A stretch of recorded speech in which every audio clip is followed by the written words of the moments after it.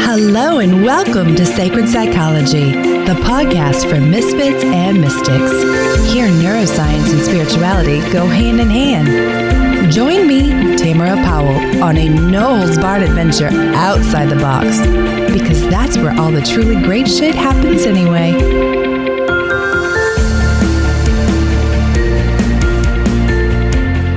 Welcome back to Sacred Psychology. I'm your host, Tamara Powell, and I am so thrilled that you are here today for a really special conversation. I'm joined by Suzanne Anderson, who is the co-author of the award-winning book, The Way of the Mysterial Woman, Upgrading How You Live, Love, and Lead.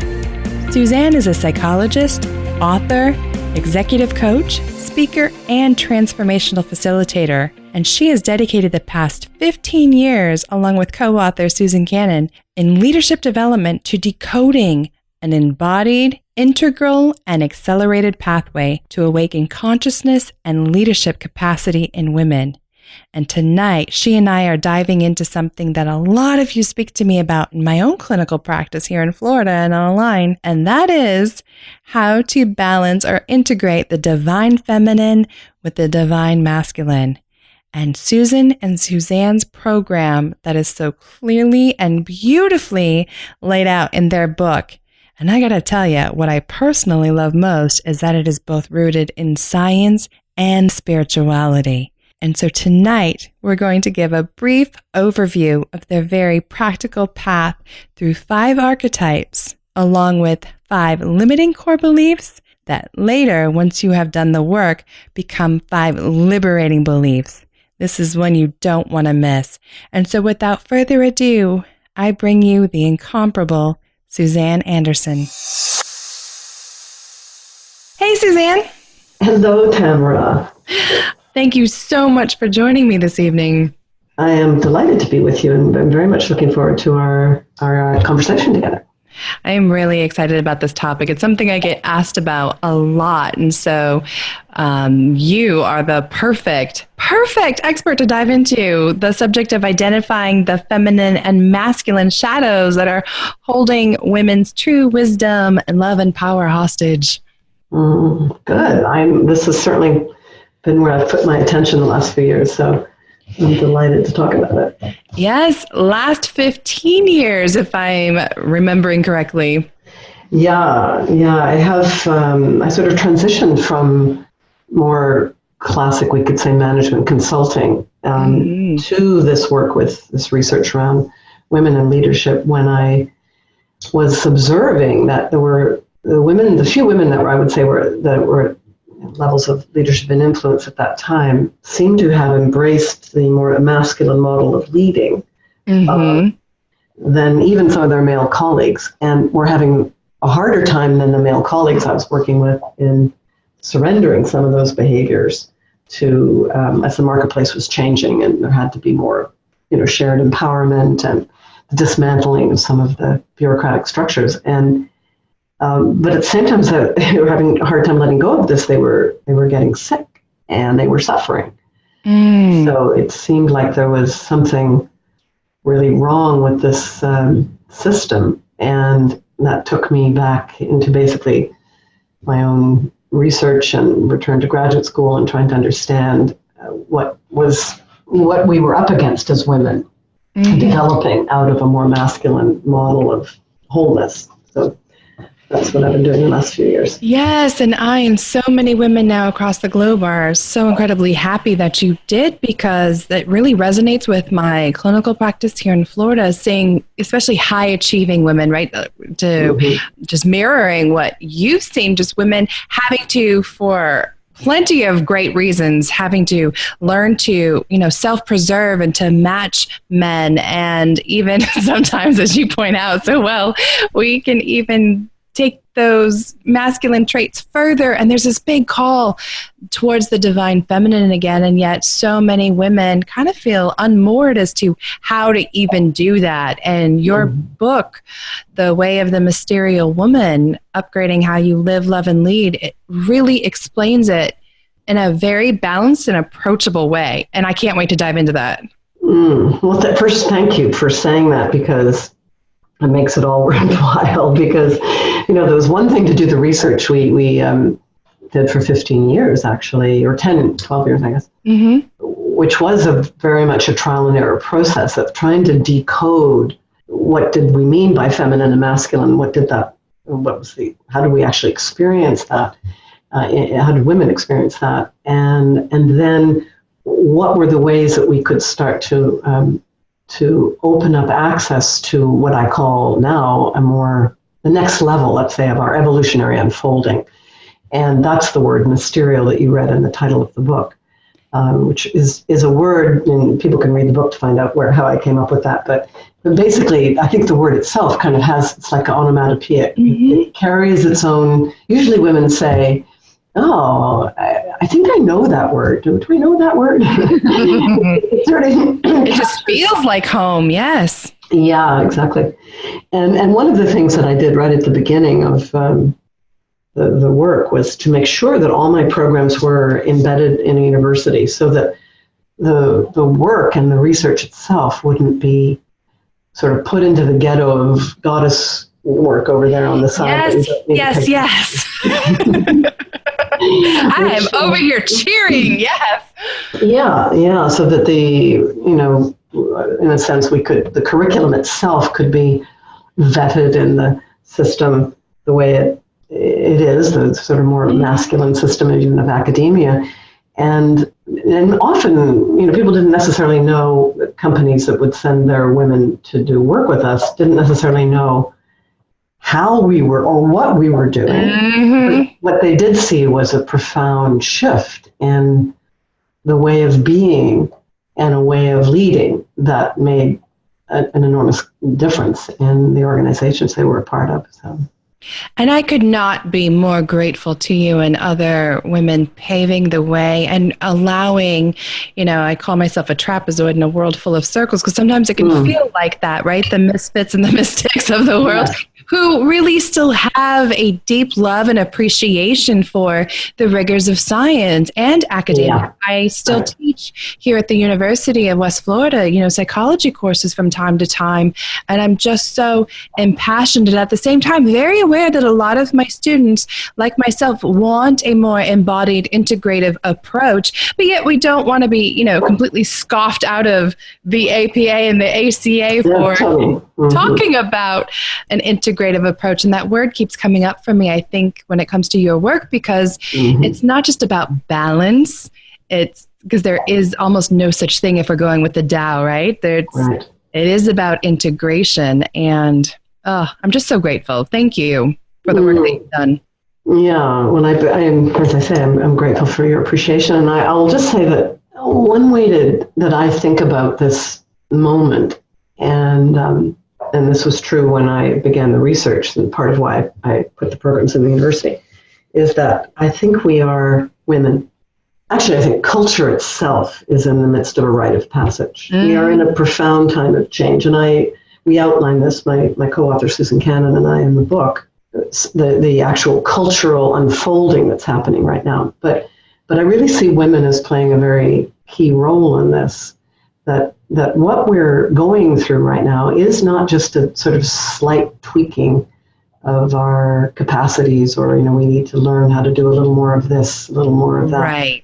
No, actually, the way I've come to talk about it is we are literally giving birth to the next level of our wholeness, almost as a species. That's where the word mysterial might come in, like it's really a new way of being that hasn't been seen before. And this is always how evolution works.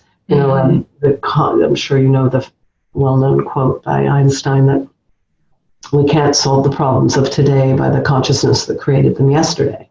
Right. So that is really speaking to development. That is saying, we create out of the consciousness we have, the complex world we have, and then it gets more complex in our consciousness. And so then that urges consciousness to grow again.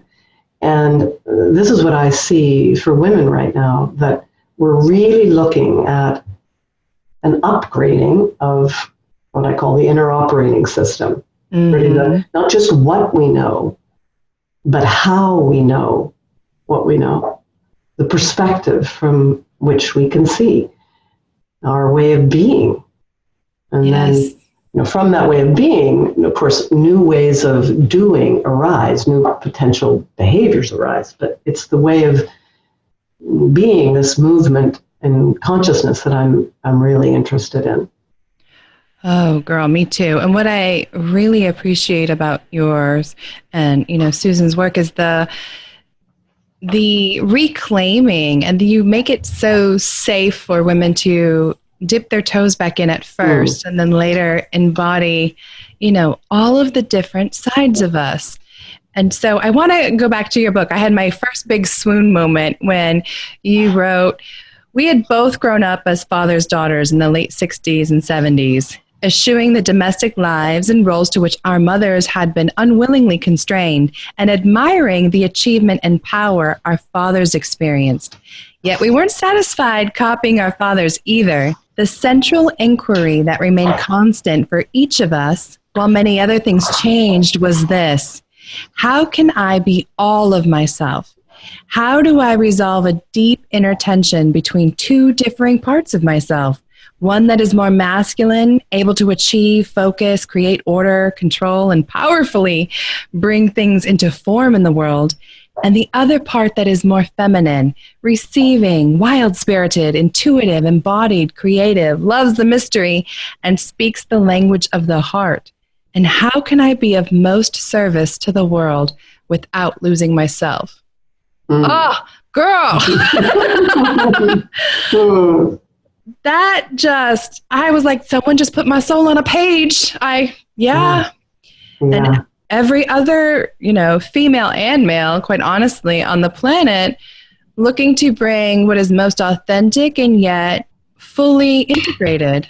And so let's dive into it, because you and your lovely co-author really use shadow work and archetypes in a way that drives it home for us and helps us follow the breadcrumbs back to, welcoming back the pieces of our soul and our expressions of that soul in a way that's going to get us the life that we're all craving.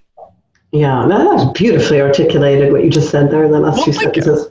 Yeah. That's how I felt. Yes. Well, what I can say is that, first of all, the thing that got revealed to us, and I would say that in contrast to what we might say we invented a path, I would say it was more like we were, like archaeologists in a way, digging around, and a path revealed itself to us.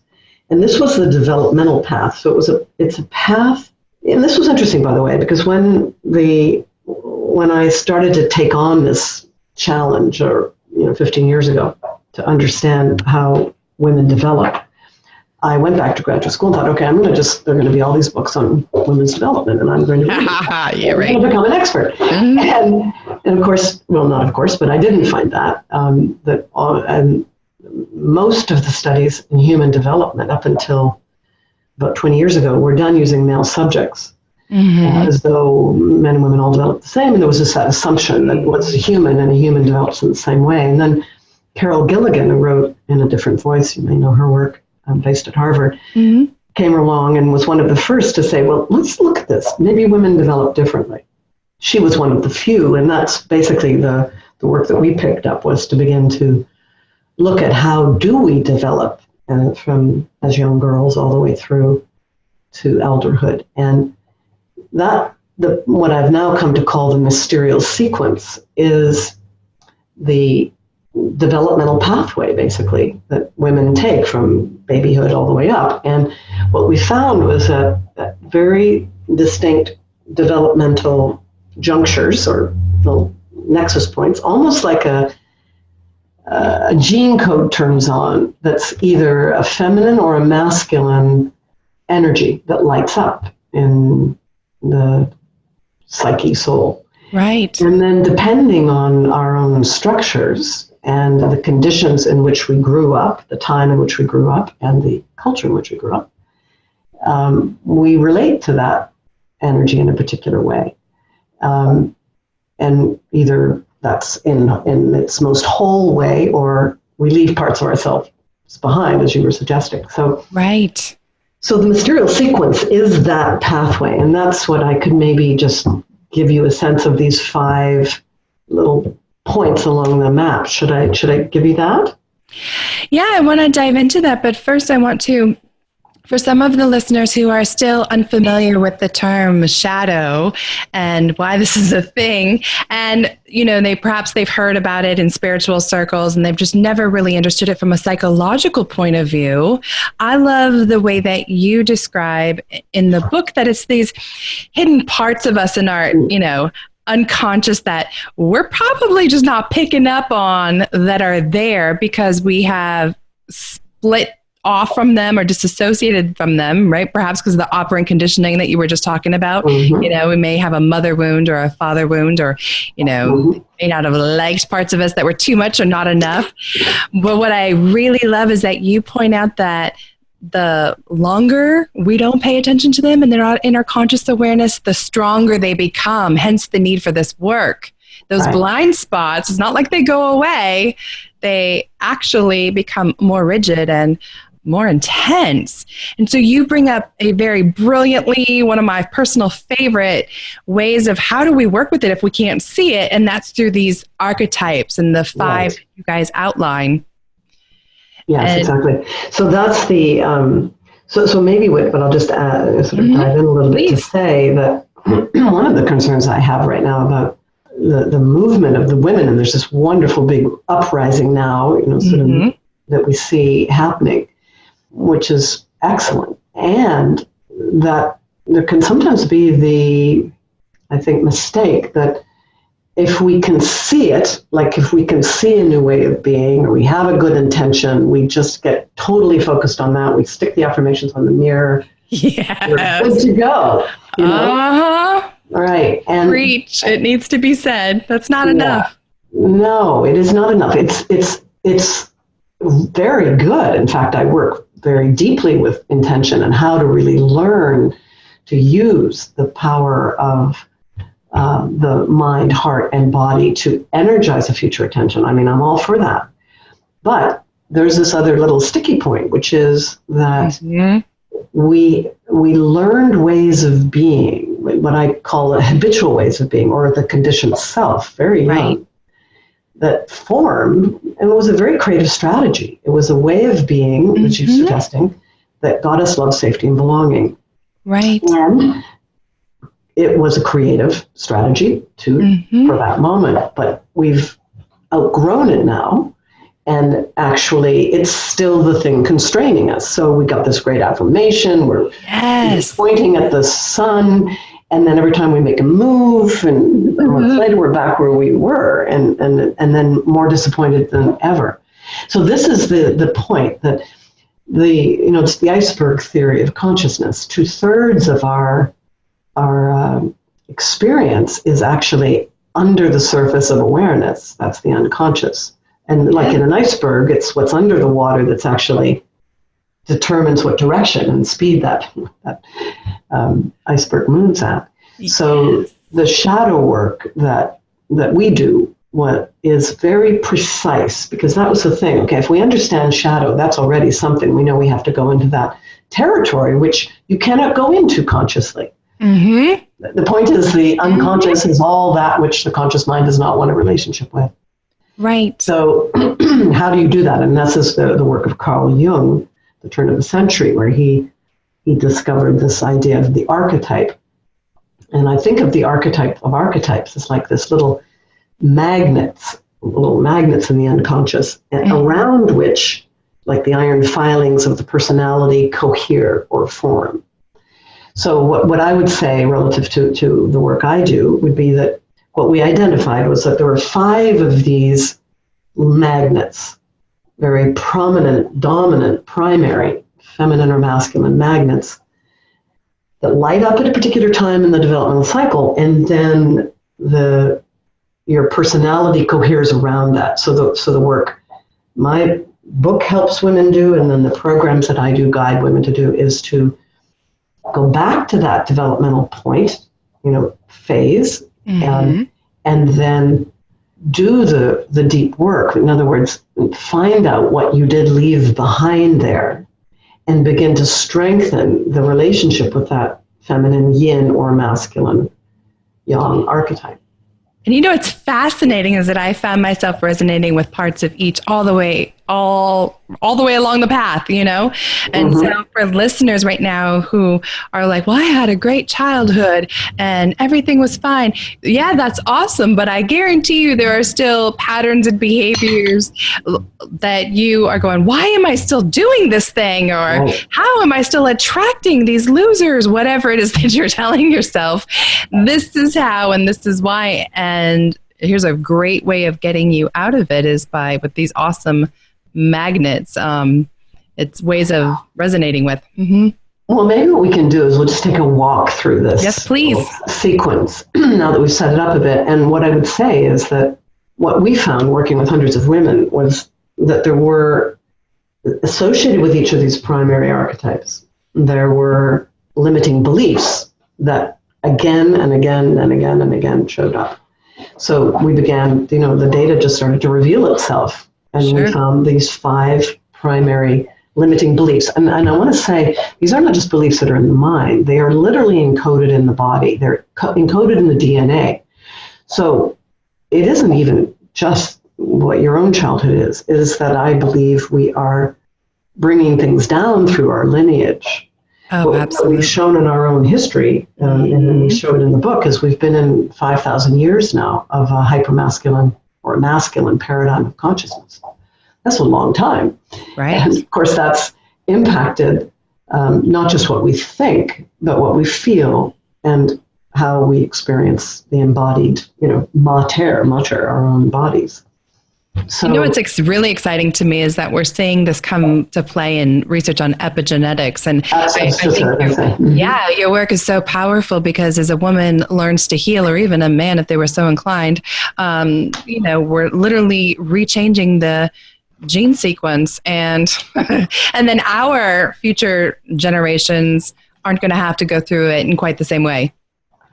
Thank you. Exactly. One of the things that we say in the book in the last chapter is something like, are you willing to do this work now that future generations will be thanking you for later? Because actually, those of us now, women awake now, able to read this work or do this work, whether it's through my approach or others, are the women that are bringing in this new code. And I do call it a code. Absolutely. It's a new code. And I will also say it takes something to do this because that's why it can't just be a positive affirmation. Right. You actually have to unravel from the old code that's embodied. All right. So let's go through the 5. And it begins with the mother. Of course. Of course. That the lights up, and in the best case scenario, it's the mother archetype that gives us a connection to the ground of our being, to our healthy sense of our own sufficiency, our enoughness, and our own embodied reality, and also to the world itself, to others, our ability for compassion and connection, and all of that. But here, the limiting belief that we found is, I am not enough. I am not enough. And then just ask you listeners as you're listening to these, because I'm going to give you 5 of them as we go along, and there'll be some that may resonate more than others, but you can just feel into where that might live in you, a way that dominant limiting belief is riding under the surface. I am not enough. And then when the shadow work is done, the liberating belief here in the first activation is, I am enough just as I am. And so you can just let those words in for a moment and see how that feels. I am enough just as I am.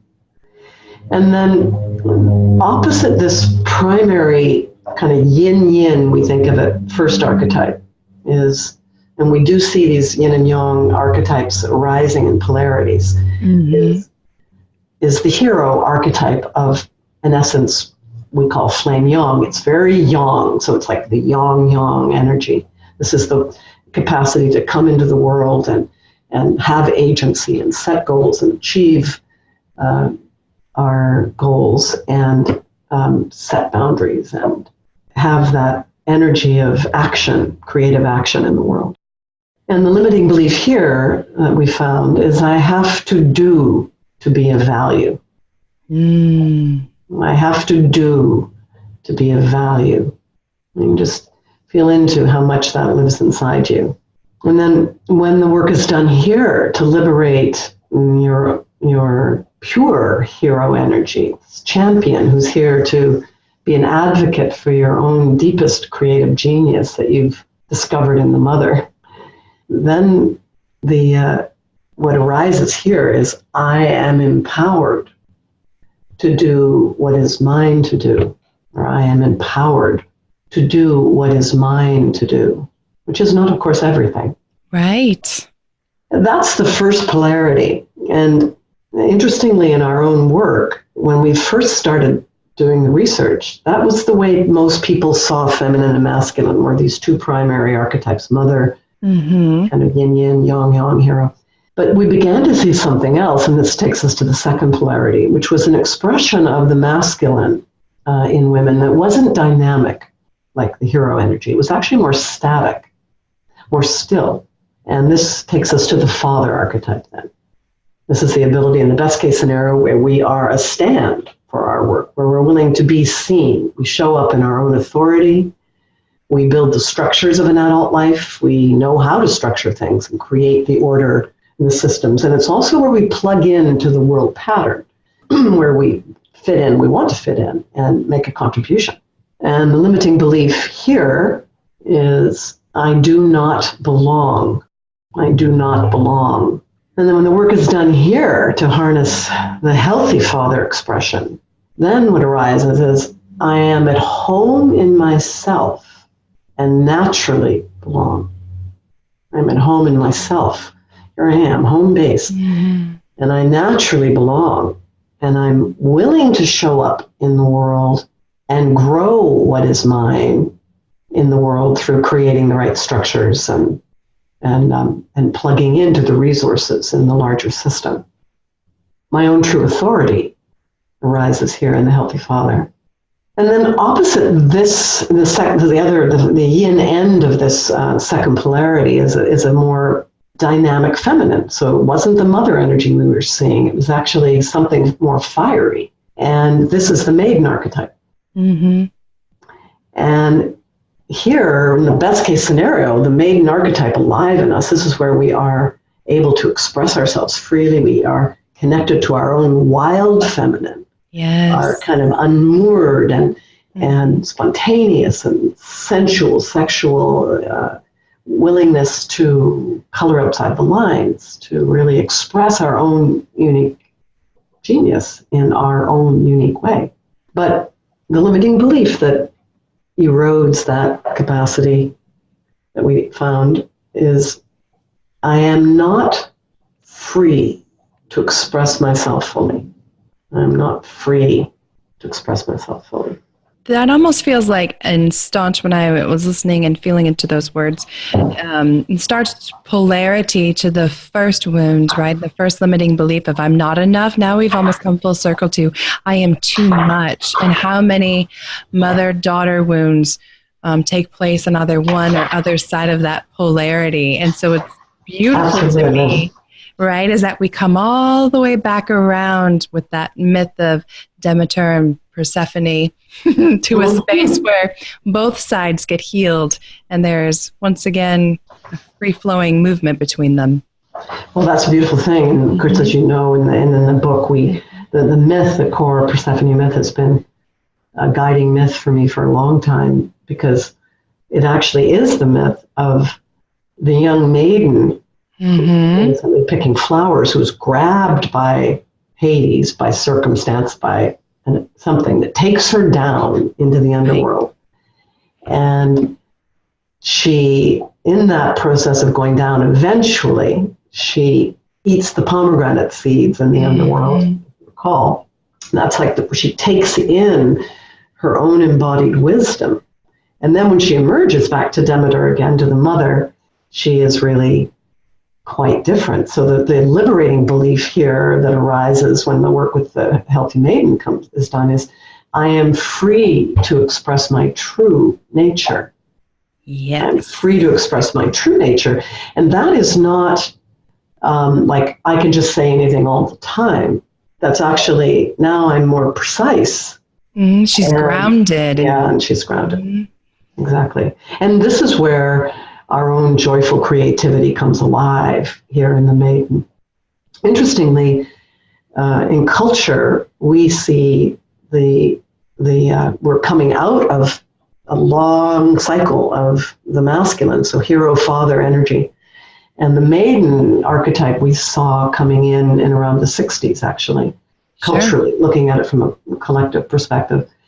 So in culture right now, often women, for example, come into my work wanting this freedom of expression again. It's like, I've got to be able to express myself. I've just, right. And I have to leave my job. I have to leave my marriage. I have to leave my country. And, more often than not, that's actually not what needs to happen. It's actually that this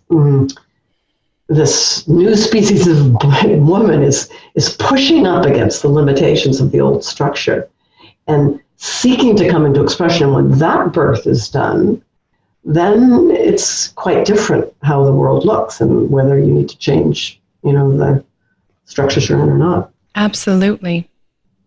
So this all prepares the way, the first 4 archetypes for what we would call the 5th synthesizing archetype. And this is also the archetype that we think it's the 3rd feminine, the face of the feminine. We've had the mother, we've had the maiden, so now we have the crone.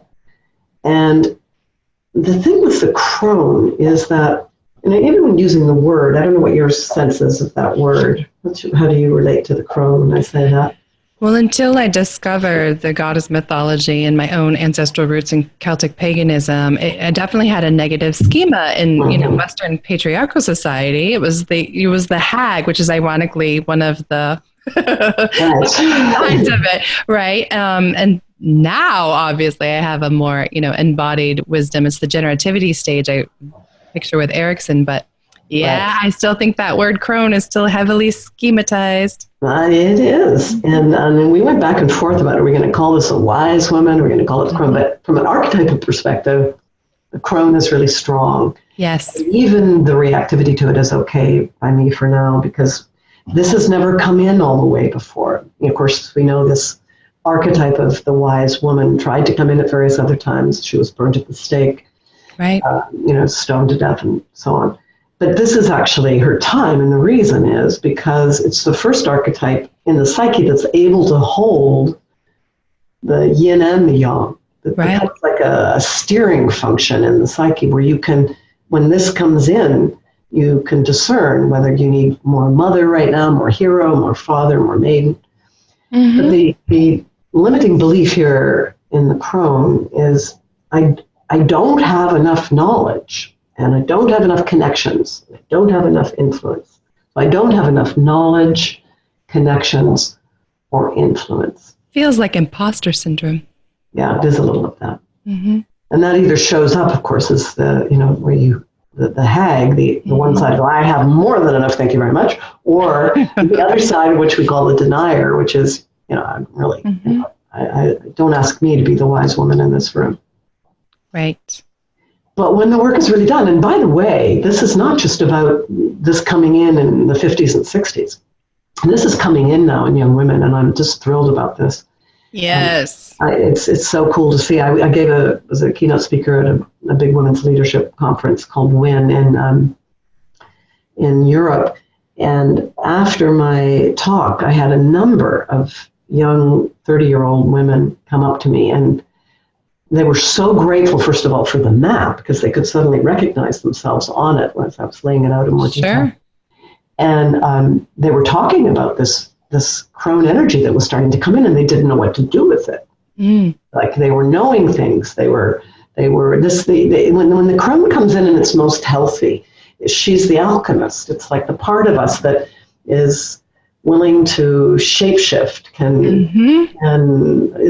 understands and accepts that things come and go, things die and things are reborn, that we have more capacity we're less attached, let's say, in a certain way.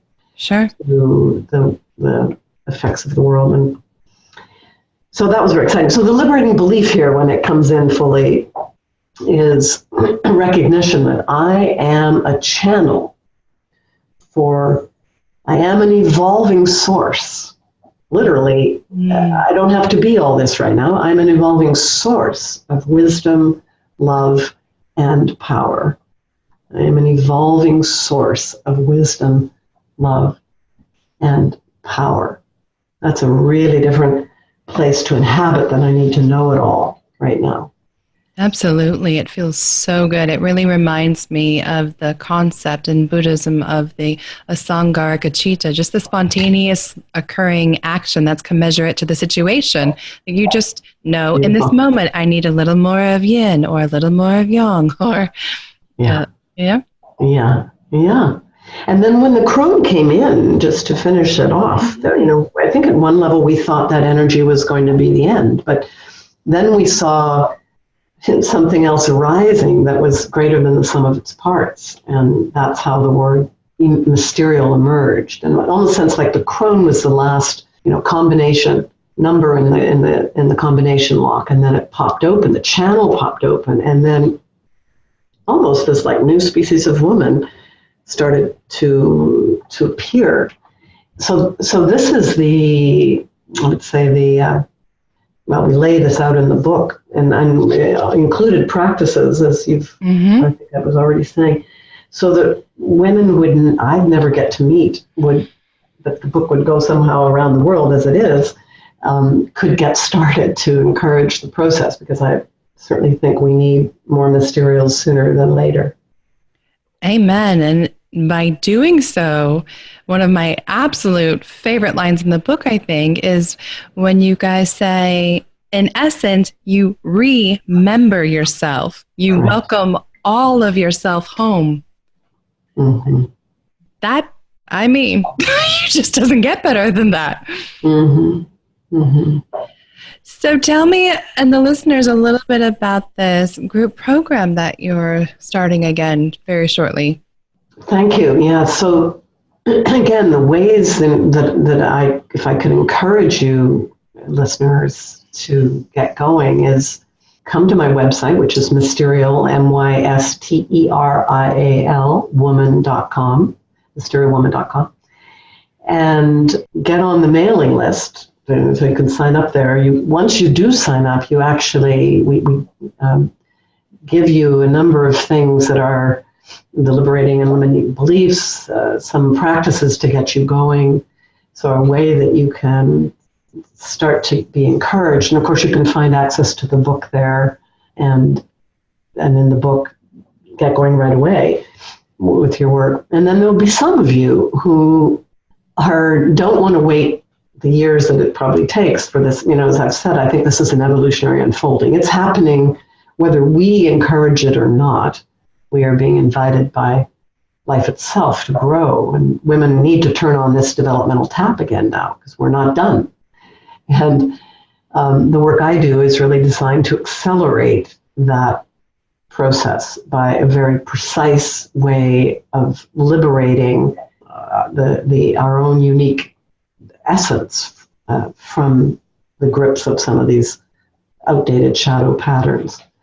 And so once a year, I do a depth program, which is a 9-month journey with coaches that work with me. And it's online. It's a global online program. Actually, I'm quite thrilled about this. Started this last year, actually after my European tour. And there were so many women in Europe that wanted to be involved. And my programs up till that time had been retreat-based here in the Pacific Northwest. And that's very exciting. So this is a global online program, and it goes for over enough time, 9 months, lovely cycle of birth, to do the deep work. And we are enrolling in 2 weeks. So we just actually have a couple of spots left in this program. I take a very small cohort of women through the program. And what I would say, if you feel any resonance with me and the work and are feeling like the time might be now for you, that you would go to you'll find that page, the Mysterial Leadership Depth Program on the website. And I will have links to that on the show notes as well for everyone. Oh, super. Great. Yes.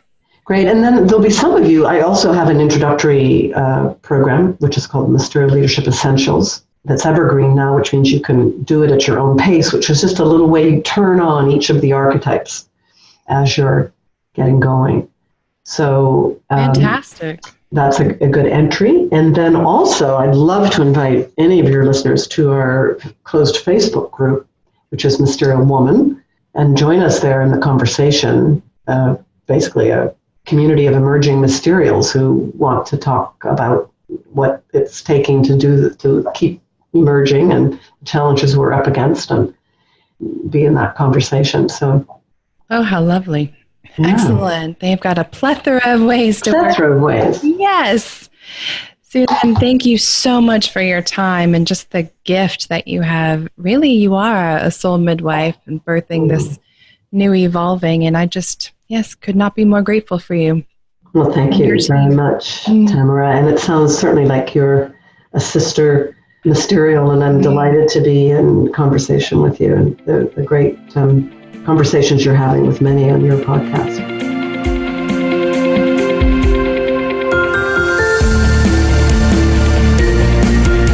Thanks for listening to the Sacred Psychology Podcast. I pray you found some inspiration and empowerment to go out and make this life the most fulfilling possible. You can follow Sacred Psychology on Facebook and YouTube. If you haven't yet, please go to Apple Podcasts and subscribe, rate, and review this podcast. Tag us on social media and let us know what you think as well. Please note that the information provided is not meant to convey professional, psychological, or medical advice. If you could use such services, I highly recommend seeking them out from someone you trust. To get in touch with me personally or to see how we might work together, please check out ariatherapy.com or talesfromatrapezoid.com. Until next time, everyone.